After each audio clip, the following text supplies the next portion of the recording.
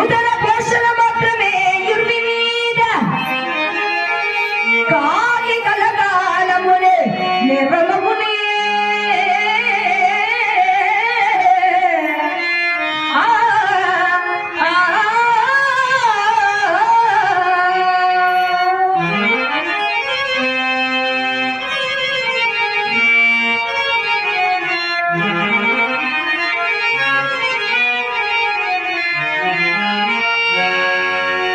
మహాశైలారా, పౌరుషముతో జ్ఞానవంతుడై ఒక్క పూట బ్రతికినా చాలు. అది కాకుండా సమాజానికి